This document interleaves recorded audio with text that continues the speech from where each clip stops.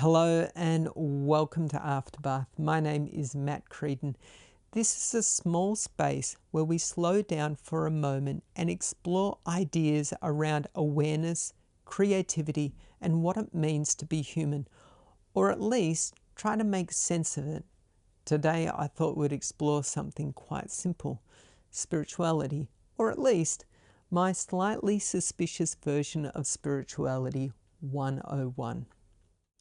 I actually came into spirituality a little later in life, and I think that might have been a good thing, because before I started asking the big questions about consciousness and God and existence, I had plenty of time to experience what it's like just to be a normal human being.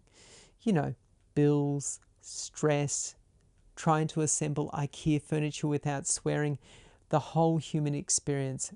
And only later did I start noticing something interesting, something quiet sitting behind all of it. One way I like to think about the human body is kind of an avatar, a little biological spacesuit. Your brain is the computer, your lungs are the oxygen tanks, and your heart is the emotional engine. And your mind? Well, the mind is the software running the whole system. Now, inside that software is a very powerful little program called the ego. The ego is basically the antivirus software. Its job is to stop any new information from disrupting the system. Even if the system itself is slightly mad, it protects your beliefs, your identity, your habits, even those things that may not be helping you very much. But behind all of that, behind the body, the mind, and the ego, there's something else, something quietly watching the whole thing happen. And that might actually be you. When you arrived here, you came in completely blank. No opinions, no beliefs, no favorite football team. Everything you now think of as you was taught to you by someone else. Your name, your nationality, your religion, your sense of success or failure, all of it was learned. And over time, those teachings slowly turn into habits, likes, dislikes, preferences, and if those habits go unchecked for long enough, they can quietly turn into a kind of prison. A prison made of, I like this, I hate that. I'm this kind of person, I'm not that kind of person. And suddenly, the enormous mystery of existence gets squeezed into a very small personal story.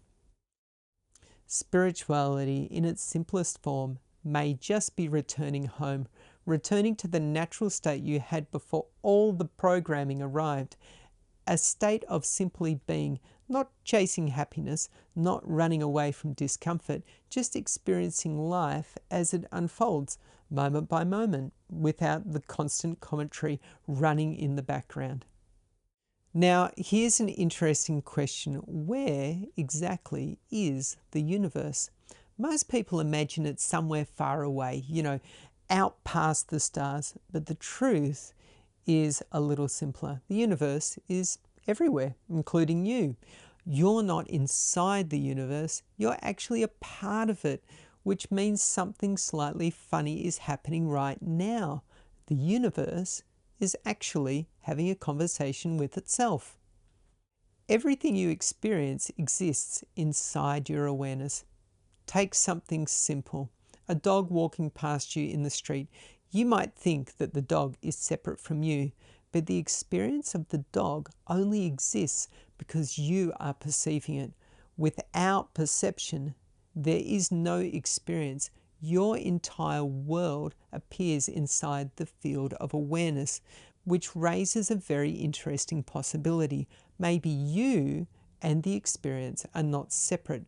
Maybe you are the experience happening.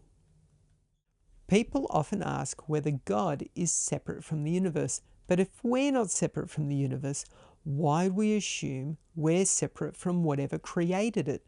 Maybe what people call God is simply creation itself, reality unfolding, energy expressing itself as life through everything, through you, through me, through every strange conversation happening in the universe. If you keep breaking reality down into smaller and smaller pieces, atoms, electrons, quarks, eventually everything becomes the same thing, energy. Which is why when someone says something like, God is great, they might actually be saying, my experience of existence is extraordinary. The trouble begins when we start attaching too many labels to everything. Religion, ideology, dogma, beliefs. A label is not the thing itself. You can describe chocolate all day long, but until you taste it, you don't really understand chocolate. Spirituality is the same.